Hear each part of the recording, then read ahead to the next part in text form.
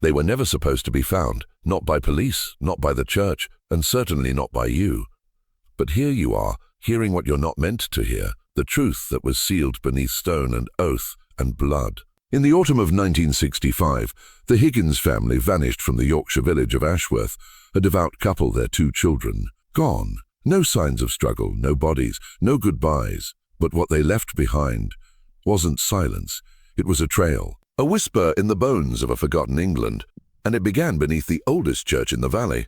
3 months after their disappearance, police found a hidden chamber beneath St. Mary's Church, a Norman structure already perched atop centuries of spiritual repurposing. Inside that secret room were the Higgins' clothes, journals, and an altar that hadn't seen daylight in 500 years. The strange part? The last journal entry, in Eleanor Higgins' careful hand, was dated 2 weeks after the family had already been declared missing. But the truly disturbing part, that hidden chamber contained lit candles, still smoldering in the dark, as if someone had just left moments before the door was pried open. The Church of England denied the room even existed. For 20 years they stonewalled all inquiries, until 1985, when declassified diocesan records proved this wasn't an isolated case. The Higgins family was the 4th family to disappear under near-identical circumstances in Ashworth, all tied to that same church, all written off, all quietly forgotten. But not anymore, because I've obtained something no one else has, a personal confession. A letter written in the hand of Reverend Harold Whitmore, the parish priest at the time, sealed in a box marked not to be opened until after my death. And in that letter, he reveals what they found in the crypt beneath St. Mary's, and why they sealed it again. You see, this isn't just about a family that disappeared, it's about a belief system older than Christianity, a ritual older than Rome, and a covenant older than blood. And tonight you will hear what Reverend Whitmore swore never to say aloud. Ooh. But once you hear it, you won't be the same man you were. Ashworth was never meant to be noticed. Not by tourists, not by journalists, and certainly not by the police. It sat nestled in the dales like a memory preserved in amber. Ancient stone cottages, crooked chimney stacks, and the ever-watching spire of St. Mary's Church. But it wasn't the quaint village people imagined when they thought of Yorkshire. Ashworth was different. It had a texture, a hum beneath the soil. And those who lived there long enough knew. Some places remember. The Higgins family moved into the cottage on Church Lane in 1950 when Thomas inherited it from his aging uncle. It was modest, ivy-covered 2 stories with a garden overgrown with forget-me-nots and thornroot. A quiet home for a quiet family. Or so it seemed. Thomas was meticulous, the kind of man who counted each coin in the church's offering plate twice, just to be sure. Eleanor, or Eleninga, as the old records called her, though no one could explain why she used such an archaic form of her name, was sharp, poised, and deeply curious about Ashworth's folklore. She asked questions no one else did. About the symbols carved into the lich gate, about the locked hatch in the floor of St. Mary's vestry, about the watching stone behind the altar, which no one ever touched. That's how it begins. Not with fire and blood, but with a question. The journals we found in the chamber beneath the church, they weren't the ramblings of lunatics. They were records, cold, clinical, painfully detailed. Eleanor Higgins wrote about ancient rites, pre-Christian fertility cycles, blood blessings, the year walk of the veiled watcher, and the preparation of children for something called the 9th turning. Her handwriting was calm, tone detached, but it wasn't the writings of someone seduced by madness. It was someone executing a plan. And here's where it spirals. Tucked between Eleanor's entries was a letter addressed to Reverend Whitmore, written in a second, unfamiliar hand. One that appears nowhere else in any archive. It read, "We've prepared the family as instructed. The veil thins. She has remembered the sigil." What veil? What sigil? Who sent this message? And why did Reverend Whitmore, once a reformer, start sealing his sermons in envelopes and burning the duplicates? Because something had returned to Ashworth, something no religion ever truly erased. And the Higgins family didn't vanish. They were taken back. Most people don't understand what churches are. They think they're places of worship, stone and stained glass sanctuaries for the soul. But old churches, especially in Britain, were built on bones, layered over sites far older than Christ, older than Rome, older than writing. They are masks, placed carefully over mouths that should never open again. St. Mary's in Ashworth is no exception. Its foundation stones rest on something much more ancient, something it was built to silence. Eleanor discovered this in 1964, in a manuscript buried in the restricted section of Ashworth's private archive. Mrs. Margaret Thornton, the village's self-appointed historian, permitted her access under the condition that a nun of it left the room. What Eleanor found wasn't written in English, not Latin either. It was in an extinct Yorkshire dialect, hybridized with something older, almost Proto-Celtic. But Eleanor had studied languages at St. Hilda's before she married Thomas. She could decipher it, and what she read became the seed of everything that followed. The manuscript described an entity worshipped long before Christianity arrived, referred to only as the One Beneath. One Beneath. A presence tied to cycles of fertility, fog, sacrifice, and forgetting. Every 7 generations, the village would offer a chosen Hatha, a family, to keep the covenant alive. The ritual was called Seanvelda, the horned binding. The manuscript claimed that failure to perform it would unmoor the village, spiritually and physically, leading to storms, madness, and the breakdown of time itself. It described children speaking in dead tongues, bells ringing backwards, livestock birthing creatures with no eyes. Eleanor didn't flinch, because deep down she already knew. She had always felt the pull of something beyond the surface. The plants she grew weren't random. They were the same herbs listed in the manuscript for the veil-thinning ceremony. And the dreams she'd been having since childhood, of fog, stone circles, and chanting in dark spaces, suddenly made sense. But what shocked her most was a single line buried halfway through the manuscript. The family of the hearth must carry the mark in blood, traced to Elalana, the midwife of the binding. Elalana, the name was too close to hers to ignore. Not coincidence. Not fiction. Lineage. She was born for this and Ashworth had been waiting. Thomas Higgins never believed in fate. He believed in mail routes, account books, the way ink dried clean on properly folded letters. He believed in cause and effect, in the sturdy Protestant backbone of rural Yorkshire. But by October 1965, he had started hearing things no man should hear alone in the dark. It began with whispers beneath the floorboards, just after 3 a.m., always the same hour. The voices were soft at first, like his children murmuring in their sleep, but the children were silent. Thomas would rise, candle in hand, only to find the sounds vanishing as he reached the stairs. On the 4th night, he opened the trapdoor in the pantry, thinking perhaps it was rats. Instead, he found a circle of salt surrounding nothing. Not spilled, poured, deliberate. And at the center, a small stone effigy, worn smooth, featureless, but unmistakably humanoid. He stared at it for a long time, then he closed the trapdoor and said nothing to Eleanor. The next day, Eleanor woke before dawn and took the children outside barefoot, despite the frost. From the window, Thomas watched as she led them through a strange sequence of steps in the garden, muttering words he couldn't quite hear.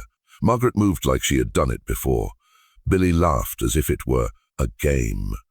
But when Eleanor looked up, her eyes met Thomas's through the glass, and her expression did not waver. There was no apology, no guilt, just recognition, as if this was always going to happen. That evening, Thomas returned to St. Mary's Church alone. Mary's Church alone. He needed clarity, or perhaps just a place to feel small. But the sanctuary was different. It smelled of moss and burnt iron. Candles, the wrong kind, were already lit. And in the pews sat the Historical Preservation Society. Mrs. Thornton, Reverend Whitmore, Dr. Carr, and Eleanor. No one spoke. No one spoke. They just stared at him, like they'd been waiting, like his arrival was the final move in a game he didn't know he was playing. Reverend Whitmore finally stood and said only this: "She has remembered, and the bloodline answers." Thomas tried to speak. He couldn't. The stone effigy from the trapdoor now rested on the altar, wrapped in his son's scarf. There are places in this world where the veil between what is seen and what is hidden wears thin, not just spiritually, but physically. Ashworth is one of those places. A village built on ley lines, buried stone, and blood rituals older than the Bible. By the second week of October 1965, time itself had started to unravel in the Higgins household. Clocks stopped, then restarted, but always wrong. Eleanor's garden bloomed out of season. Apples fell from the trees despite no frost, and blackbirds began circling the cottage at dusk, always in sevens, always counterclockwise. Billy stopped sleeping. At school, he would draw the same spiral over and over, but not on paper anymore. He scratched it into the walls his desk, even into the wood of the teacher's lectern. His handwriting became illegible, but when examined, it resembled the same glyphs carved into the base of the altar in St. Mary's secret chamber. Margaret no longer walked to school. She arrived. No one saw her coming. One moment she wasn't there. The next, she was standing silently by the door, notebook in hand, eyes unblinking. Her teacher, Miss Collins, tried to call a doctor, but the line from the school office to the clinic cut out every time she tried. Uh-oh. Every time, precisely at 3:17 p.m., when Dr. Carr finally examined the children, he gave no diagnosis, only instructions. Let them rest. Do not interfere. Certain awakenings must complete their course. Thomas began recording events in a ledger, the only way he could keep his grip on reality. He wrote down every sound, smell, shadow. On October 16th, he noted that the cellar beneath the cottage, long sealed, was now open again, but he had not touched it, nor had Eleanor. Yet the air that drifted up from below was warm, fragrant, like juniper and blood. Thick juniper and blood. The next night, Thomas confronted Eleanor. She didn't deny anything. She told him this had all happened before, that their family had been chosen long before they were born. That Ashworth had a memory, and it was calling them back. Thomas begged her to stop. She didn't answer with words. She only placed something in his hand, a key, cold, iron, ancient, and wrapped around it, a lock of their daughter's hair. Thomas didn't sleep that night. He sat at the kitchen table, hands trembling, the iron key still clutched in his palm like a brand. He tried to pray, but the words felt hollow, foreign, like they no longer belonged in that house. Outside, the fog pressed against the windows like a living thing, thick, swirling, almost curious. And somewhere inside it, footsteps, not loud, just soft crunches on the gravel path outside, pacing in circles. He thought about calling the constable, but what could he say? That his wife was teaching ancient rites to their children? That his daughter might not be fully herself anymore? That his house was being watched by something unseen? At 3:33 a.m., the back door creaked open. No wind, no draft. It just opened, slowly, deliberately. Thomas rose, heart-hammering, and stepped to the threshold. The garden was blanketed in mist. But in the center, illuminated by candlelight, stood Eleanor.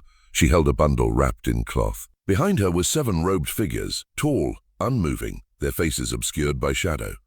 One of them stepped forward and removed his hood. Reverend Whitmore. His voice was calm, gentle, like a man explaining a surgical procedure. It must be now, Thomas. The bindings have weakened. The children must complete the circle. Thomas stepped forward. What are you doing to them? Whitmore smiled. Not cruel, almost sorrowful. Not to them, through them. This is why they were born. Eleanor turned, eyes glowing with something that wasn't madness. It was clarity. Ooze, clarity. She spoke a phrase Thomas had never heard before. A dollar stropha, ash meldeth blood. The one beneath must wake. And then she opened the cloth. Inside it was a carved disc of black stone, cold as ice, covered in markings that shimmered, even in the darkness. As soon as Thomas saw it, he fell to his knees, his vision blurred. Time bent. He heard his son laughing. He smelled the scent of Eleanor's hair on their wedding night. He saw his mother's face as a child, and behind it all, a presence, watching, waiting. When he came to, he was inside the church. Alone, the pews were empty, the altar bare, but the disc was there, placed exactly where the communion chalice should have been, and scratched into the wood beneath it in his daughter's handwriting. We're not lost, Daddy. We're with her now, lost Daddy. We're with her now. The next morning, Ashworth was silent. Not just quiet. Silent. No birds, no wind, no bells. Just a stillness that felt like the breath before a scream. Thomas stumbled out of St. Mary's as the first light cut through the fog, barely able to remember how he had gotten there. The church doors, locked from the outside. His boots, wet with dew that hadn't yet fallen. Time was folding, repeating, or worse, obeying someone else's rhythm now. He staggered home. The cottage was empty, the beds unmade, the kitchen cold. But on the dining table sat 3 objects, his son's favorite toy train, wrapped in vines. Margaret's notebook, open to a page filled with a single repeated phrase, she remembers, she remembers, she remembers, she remembers, and a sealed envelope addressed to the one who remains. Thomas didn't open it. He burned it in the fireplace and wept. He tried to tell someone, Sergeant Henley, the village constable. But Henley was different now. Cold, distant. He listened, but said nothing. When Thomas finished his story, Henley simply stood and walked to his filing cabinet. He opened the bottom drawer and pulled out 4 identical folders, all labeled with different names, all marked closed. Inside each, newspaper clippings, photos, letters, families who had disappeared in 1901, 1837, 1759, and 1681. Always in autumn, always from Ashworth, always with children. "I've only been here 5 years," Henley said. "But the last constable left me a note before he hanged himself. It said, 'Don't dig under St. Mary's. The roots bite back.'" He handed Thomas a final photo, a black and white portrait from 1901. In the background, unmistakably, stood Eleanor. Same eyes, same mouth, same face. Henley whispered, "It's not your wife, it's who she came from." That night, Thomas returned to the church one last time. He descended into the hidden chamber, the place Eleanor had called the womb. It was warm, lush, overgrown. Candles burned in alcoves that hadn't been touched in centuries. He walked to the altar, drawn like a man in a dream. And there, standing in the center, were his children, smiling, eyes glowing faintly with candlelight. Margaret extended her hand. "Come, Daddy, the spiral is complete." Thomas Higgins took his daughter's hand, not because he believed, but because he knew resistance was a language the village no longer spoke. The chamber beneath St. Mary's was deeper than he remembered, wider. The stone walls pulsed faintly, like a heartbeat buried in earth. Roots dangled from the ceiling, thick, black, veined with amber light, and along the outer walls faces, not sculptures, faces, frozen in expressions of awe, terror, reverence, as if swallowed mid-scream and cast in stone. Margaret led him forward. Billy danced around them in a spiral, chanting something in an old tongue. His voice echoed wrong, like it was being spoken through him, not by him. And Eleanor stood at the center, clad in ceremonial robes, the color of dried blood and ash. Her face was painted with symbols pulled directly from the forbidden texts, but her eyes were alive with fire, with memory, with power. "You've come," she whispered. Thomas opened his mouth, but no words came. Eleanor stepped aside. Behind her was the sigil. Not drawn, not carved, grown into the stone itself, the same spiral Billy had been drawing, the same spiral etched into the altar, but this one moved. It pulsed with something ancient, a presence, a watcher. Eleanor placed both children on either side of the sigil and took Thomas by the shoulders. "Do you understand now?" she asked. "Ashworth isn't cursed, it's kept by blood, kept by binding. Every 7th turning, the spiral must be sealed, or the village withers, the past uncoils." Thomas shook his head. "But their children are the vessels," she said. "And so are we." She placed something cold into his palm. The disc, the black stone, now warm, and inscribed across its face. Not ancient glyphs, but his own name. In that moment, Thomas saw everything. Every family offered, every generation buried beneath stone, every whisper Eleanor had ever spoken in her sleep. The spiral wasn't a symbol, it was a map, and Thomas was at the center, a fixed point, in a cycle that would never end. Some truths do not shatter your worldview. They dissolve it, quietly, completely, until nothing remains of who you were before. That night, in the stone womb beneath St. Mary's, Thomas Higgins realized that free will had always been an illusion. He was not a man who chose, he was a man who fulfilled. The chamber darkened. The candles flickered not from wind. There was none, but from something deeper, a presence awakening. The roots above began to drip, black sap falling in slow, rhythmic drops onto the spiral etched into the floor. The chamber grew warmer. The air thickened like syrup. Breathing felt like swallowing. Then the chant began. Not from Eleanor, not from the children, but from the walls. The faces, once silent, now hummed, groaned, intoned. Their mouths widened, not in pain, not in horror, but in offering. The sound they made was not music. It was memory. It was memory. It was the vibration of something crawling up from beneath centuries of soil and silence. Eleanor stepped into the center and raised her arms. "The 9th turning begins," she said. Margaret and Billy stood on either side of her, eyes closed, bodies perfectly still. Thomas stood paralyzed, holding the disc, his name glowing faintly across its surface. He was the anchor, the binder, the final note in a symphony orchestrated before his bloodline ever began. And then the stone beneath them moved, not cracked, not trembled, moved, as if breathing, as if something beneath was shifting, awakening, turning its head to look up. Eleanor began speaking in a tongue Thomas had never heard, and yet he understood every word. Because the words weren't meant to be heard, they were meant to be remembered. And beneath root, beneath time, we offer the blood that binds the wheel. The names are remembered, the flesh returns, the spiral spins, the one wakes, and then came the final sign. A bell, but not from above, but not from above. From beneath, deep, hollow, endless. It rang once, and the chamber pulsed with light. The spiral ignited in flame, blue, cold, unnatural, and the roots above curled inward like fingers closing around a throat. Thomas fell to his knees, and in the rising glow, he saw her. Not Eleanor, not his wife. Her, the veiled watcher. She had no face, only a spiral dot in that moment. As the spiral flared and the chamber beneath St. Mary's was bathed in the icy blue fire of forgotten gods, Thomas Higgins saw the totality of his existence collapse into a single, irreversible truth. He had never been his own. Not in choice, not in thought, not in love.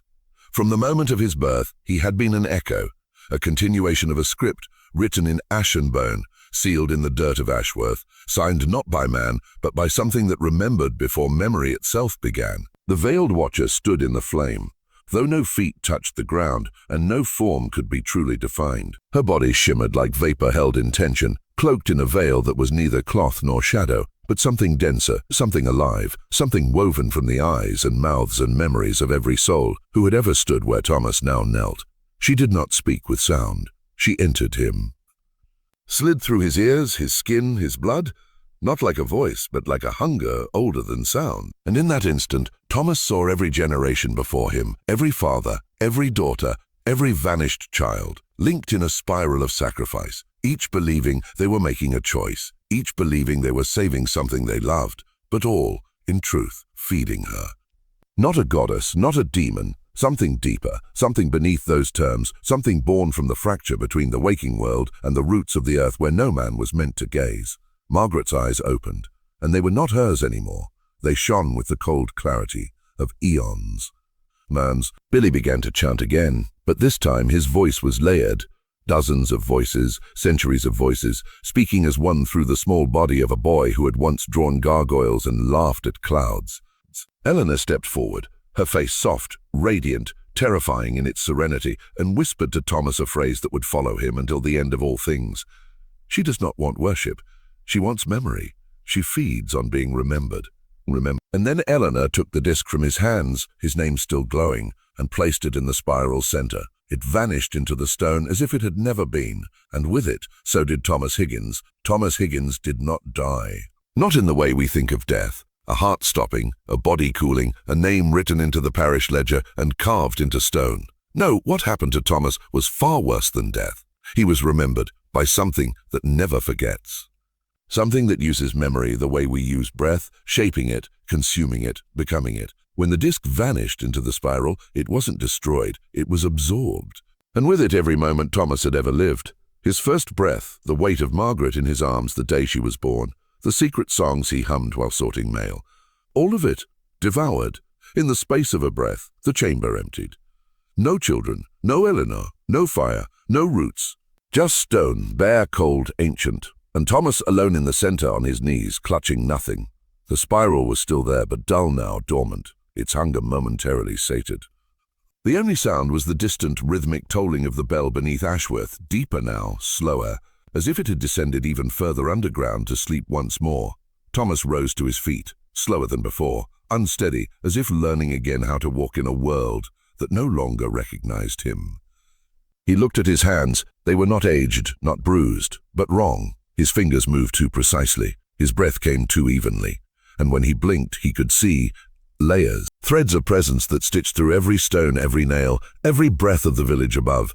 He climbed the stairs. The trapdoor opened by itself. He stepped into his cottage, and it was exactly as it had been. The tea kettle still warm, the curtains fluttering. A note in Eleanor's handwriting resting beside his satchel. The spiral keeps what it needs. Everything else resets. Outside, Ashworth was waking up. Children walked to school. Bells rang from the tower. The fog was lifting, but no one recognized him. Not Mrs. Peaton, not Mr. Finch, not Miss Collins. To them, Thomas Higgins had never existed, and yet in the mirror above his fireplace, his reflection did not match his face. It wore the eyes of someone older, and behind those eyes, the spiral spun. The man who now wore Thomas Higgins's skin moved through Ashworth like a shadow clothed in familiarity. The villagers greeted him politely, instinctively, yet none could place his name, none could remember his arrival, and none dared ask. There was something about him, a weight in the air when he entered a room, a sensation behind the eyes when he was near. That made the mouth dry, the skin crawl, the soul flinch. In the post office, where Thomas had once sorted letters with methodical pride, he now found drawers filled with envelopes addressed to names he didn't recognize, families that hadn't lived in Ashworth for centuries. The telegram machine clicked at exactly 11 each morning, printing blank pages that curled into spirals on the floor. The school clock ran backward from 3:17 to 2:47 each afternoon, then forward again as if nothing had happened. And beneath the pub, beneath the church, beneath the library, he began to hear it, faint at first, then louder with each passing day. The bell, calling him back, not out of cruelty, but completion, because the spiral never ends. Each generation, a family is chosen, a family is chosen. Each turning, a memory must be consumed, and when enough have forgotten the old ways, when the world has grown arrogant and blind again, Ashworth awakens, not to punish, not to save, but to remind. Mrs. Thornton, the ancient librarian, once keeper of forbidden books, was now blind and silent, her lips stitched with red thread, a punishment, or perhaps a vow. Dr. Carr had disappeared without a trace, leaving only an anatomical drawing of a spiral-shaped organ never found in the human body. And Reverend Whitmore, he had not been seen since the equinox, though every night in the empty church a candle burned on the altar, and the pages of his journal turned themselves one by one, as if read by invisible hands. Thomas, or the thing that now wore him, began writing too. Not letters, not stories, names that came in dreams, names whispered by the trees, names that belonged to people in other villages, in other countries. He wrote them twice, once in ink, once in blood, and when he finished he would whisper, "The spiral remembers you," twice spoken, forever bound. There are those who believe history is a line, neat, sequential, progressing from past to present like a train on polished rails. But in Ashworth, history does not march. It coils, it loops, it waits, and every so often it tightens. When the cycle reaches its binding point, time folds inward, and those within the spiral are not just consumed, they are rewritten.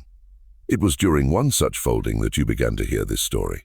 Not by accident, not by curiosity, but because something inside you already remembered. Men like you, watchers, seekers, anointed from shadows, are drawn to the forgotten not for answers, but for recognition. The spiral does not call to the weak.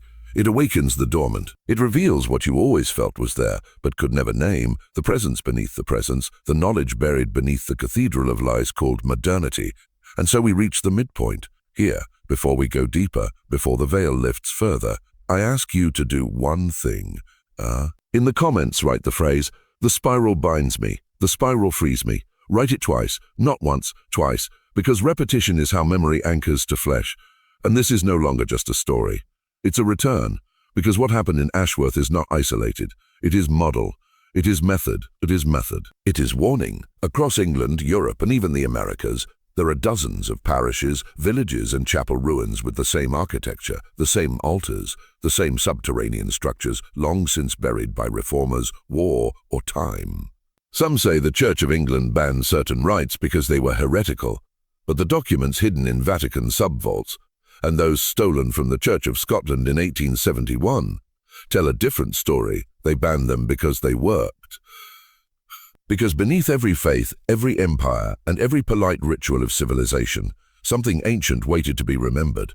And the Higgins family, they were not victims, they were vessels.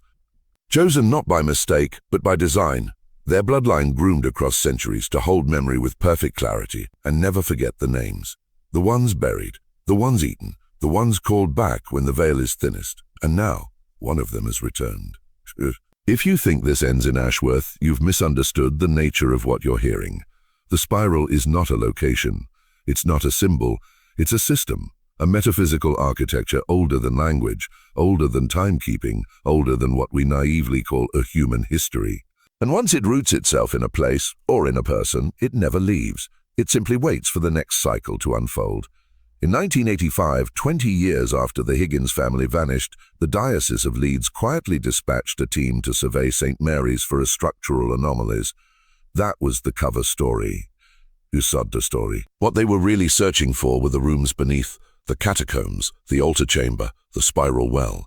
Only 3 of the 7 clerics returned. The others were never found, officially listed as missing, unofficially forgotten, and privately sealed away by order of the Archbishop.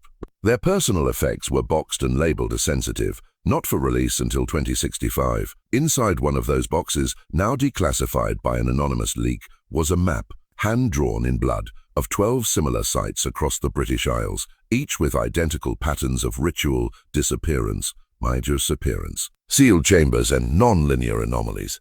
And at the center of the map, Ashworth, that village, now fenced off as a historical preservation zone, is monitored 24/7 by a private security firm linked to a shadow archive in London, known only as the Black Index. What is the Black Index? It's not a department, it's not a think tank. It's a containment registry, a list of places, events, and people that cannot be explained, only suppressed. A list maintained by men who understand one terrible truth. When memory collapses, reality follows. And Ashworth? Ashworth was the breach point. The moment where memory, ritual, flesh, and geometry combined to break the loop, or perhaps perfect it. Because in the months following the Higgins event, spiral patterns began appearing across England. Not just in soil, but in people, in their dreams, in their sketches. In the erratic speech of children who had never been to Yorkshire, and yet whispered prayers in forgotten dialects. One woman in Liverpool reported her son carving spirals into the walls at night. Another, a widowed ex-nurse from Dover, awoke to find herself sleepwalking into churches she'd never visited before, murmuring, "A fun who remembers is waking." And you, yes, you've heard it too, haven't you? That hum behind the silence, that pull behind your eyes. The spiral isn't just awakening in the stones of Ashworth, it's awakening in you. That's the part no one tells you. Because this isn't history, it's extraction. The more you listen, the more it coils. The more it coils, the more it remembers. And once it remembers you, it never lets go. Now ask yourself, why are you still here? Why did you keep listening after the bells rang beneath the earth? Why did your chest tighten when the Higgins children stopped being children? Why, when I spoke the phrase, "I'll be one who remembers," did a chill crawl down your spine like a name you'd once forgotten being whispered again? Because you were never meant to watch this, you were meant to hear it. At this moment in this cycle, in this turning, you are not the audience. You are the returner. You are the inheritor of a name once buried beneath altar stones and parish records, a name sung in rituals conducted before your ancestors learned to till the earth. There is something in your bloodline, not cursed, but coded. Encoded with an awareness that the institutions around you, governments, religions, corporations, are not builders of meaning, but barriers against the truth. The truth that memory is the only thing that shapes reality, and that those who control memory control everything. That's why the spiral feeds on remembrance. It doesn't want belief. It doesn't want worship. It wants you to recall the shape of the altar beneath the floorboards. Recall the way the bells rang upward from stone, not downward from heaven. Recall the face of the watcher, or the absence of a face, behind the veil. You see, the Higgins family was not consumed. They were carried into a place outside of time, but deeply rooted in space, a pocket dimension woven into the spiral's core, where memory is preserved, altered, and rewritten. There, Eleanor still chants, Billy still draws, Margaret still copies names from gravestones that have not yet been carved, and Thomas, he walks among men, dressed in their skin, wearing their accents, living their lives, until the spiral calls again, and when it does, he'll know your name. There is a moment, brief, almost imperceptible, where a man realizes the story he's hearing is no longer someone else's. It's his, not by inheritance, not by choice, but by recognition. That creeping sense that the spiral didn't come to you through a screen or a signal. It rose inside you. Like smoke from something ancient finally catching flame. You were marked long before this video began. The spiral is not entertainment. It is initiation. They'll tell you these things are coincidences, that your dreams are stress, that the names you mutter in sleep mean nothing, that the sensation of being watched when you're alone is just imagination. But they're lying, because they know. The old orders, the secret keepers, the ones with black seals and locked vaults. They've known since the Council of Whitby, since the burning of Glastonbury, since Rome declared memory a heresy. You see, truth doesn't die in darkness. It dies in forgetting. And that's why Ashworth was built not to hide the spiral, but to contain its awakening, every stone in St. Mary's was aligned according to archaeogeomantic principles lost before the fall of Carthage. The bells were tuned not to time but to thinning. Ritual bells, harmonic gates, designed to keep the watcher dormant, to keep her fed on memory. Yours, mine, ours. But something failed in 1965. Eleanor remembered too much, and Margaret, she began speaking in a dialect not heard since the Bronze Age, a language buried beneath Sumerian tablets and Celtic stone. Her notebook, still held in the black index, contains pages of names, not of the dead. Not of the living, but of those who exist between. Names that glow when traced, names that are listening. You might be one of them. You might have already been chosen. Look at your hands. Do they shake? That's the memory trying to crawl back through muscle. Look at your dreams. Do they repeat? That's the spiral practicing your descent. And when the lights flicker, when the same numbers repeat again and again, that's not coincidence. That's alignment. You are being prepared. Not punished, not doomed. Unveiled. Because every spiral has a center, and some are born to enter it. You've made it this far because part of you already knows. Something in your blood, your bones, your breath has always known. That the world is not what it claims to be. You see cracks where others see walls. You feel silence where others hear music. Music. And when you look into mirrors too long, you begin to wonder if you are the reflection, or the one being reflected. Let me tell you what they'll never admit in books, sermons, or state archives. Ashworth was not the first, and it won't be the last.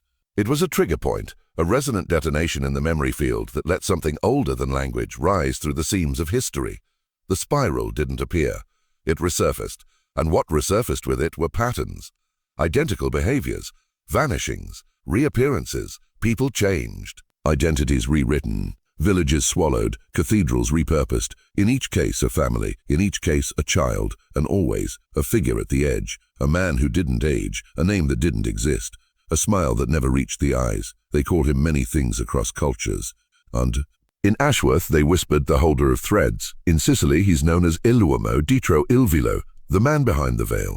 In Latvia, at Minas Masters, the master of memory. But it's always the same figure, same spiral eyes, same steady hands, same purpose. To maintain the balance between forgetting and becoming, because here's what they won't say on camera. When you forget who you were, you become what they want. But when you remember what you truly are, the system breaks. The church tried to bury this power by burning the names. The state tried to erase it by institutionalizing the children who remembered. The corporations try to mimic it by feeding you algorithms that feel like fate. But none of them created the spiral. They merely study it, fear it, imitate it, because the spiral doesn't control you. It reveals you. And once revealed, you can't go back. You've already stepped into it. Every second you continue, it tightens. Not to trap you, to transform you. Transformation is not a metaphor here. It's not poetic, it's literal. The spiral rewires perception, not like a virus, but like a prism. It refracts your reality until you stop seeing the surface and start seeing the skeleton underneath. The grid of power, memory, and intention that holds up everything you were taught to believe was permanent. By the winter of 1965, those still living in Ashworth no longer recognized their own village. Paths changed direction. Doors opened to rooms that hadn't existed. Old men swore that gravestones bore names they didn't remember burying. Children hummed melodies their grandparents had been beaten for singing, and worst of all, the sky had changed color. Not in the way science explains. No solar flare, no seasonal haze. It had become heavier somehow. The moon's light cast twin shadows. The birds stopped migrating. And during the solstice, a ring of red appeared around St. Mary's steeple. Not a halo, but an eye, witnessed by 11 villagers. 10 died within a week. 1 remains. Her name has been erased from official records, but I found it, hidden in a sealed logbook buried in the diocesan archives. She was 12 at the time, the last child to speak to Margaret Higgins. She remembers the final night, and what she said chilled me to the marrow. Margaret told me we were going back inside the earth, that the surface is just the forgetting, but the real world is below. She said the spiral doesn't take us away, it wakes us up. When asked what she saw that night, the woman refused to describe it in words. She only drew one image, again and again, as if her hand were possessed. A circle made of names, a spiral made of mouths, a center made of your face. And now you understand what this truly is.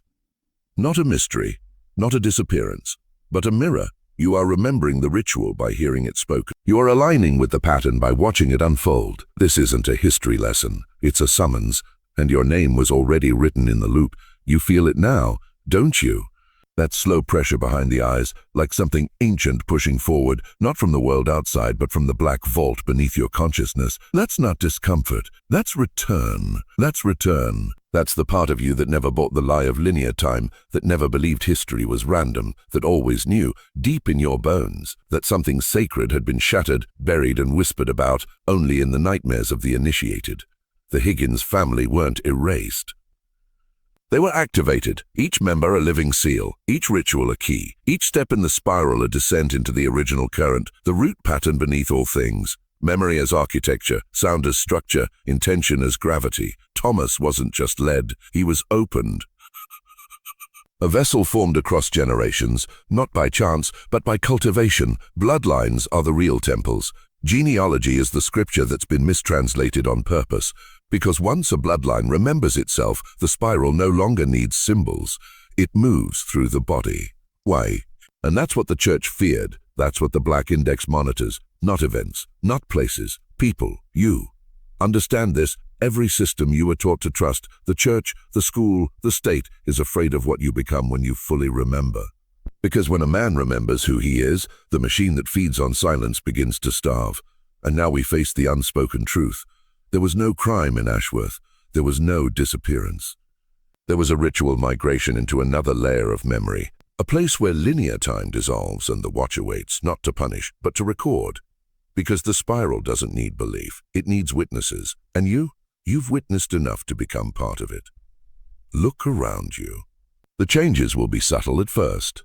Numbers repeating, dreams sharpening, technology glitching when you ask the wrong questions. People in your life looking at you differently, like they sense something awakened. You are no longer asleep in the simulation. You are watching the code from the inside, the side. The next name that disappears might not be on the news. It might be your own. Not in death, but in rebirth. Not erased, but rewritten. This is where the veil thins completely. If you're still listening, truly listening, then you already know the spiral was not meant to be understood. It was meant to be entered. And once inside, you no longer move through time. Time moves through you. It bends around the awakened. It tests them. It breaks the unready. But it remakes those who endure. And now it's remaking you. Everything you've learned was structured to keep you from this moment. This activation, the disappearance of the Higgins family, that was a ritual rift. A memory sacrifice. Not for gods, but for truth. Because truth has a cost. Not in gold. Not in blood. But in identity. You've already felt it shifting. You don't recognize who you were before this began. That's not paranoia. That's initiation. Eleanor Higgins didn't vanish. She crossed. Billy didn't die. He descended. Margaret didn't go mad. She became a conduit. And Thomas became the first gate of the first gate, the first of the 12. And now you're next. If your name echoed as you heard mine speak, if the spirals have begun to appear in your margins, your dreams, your thoughts, then understand, you're not being haunted. You're being summoned, and here is where you answer. Write in the comments, I remember the spiral. I remember the spiral. Twice, not to prove allegiance, to seal awakening. Because this isn't the end. It's your beginning. You are no longer just a man in a world of noise. You are a memory made flesh, a breach in the veil. A lantern lit in the catacomb of false history. You were not meant to be small.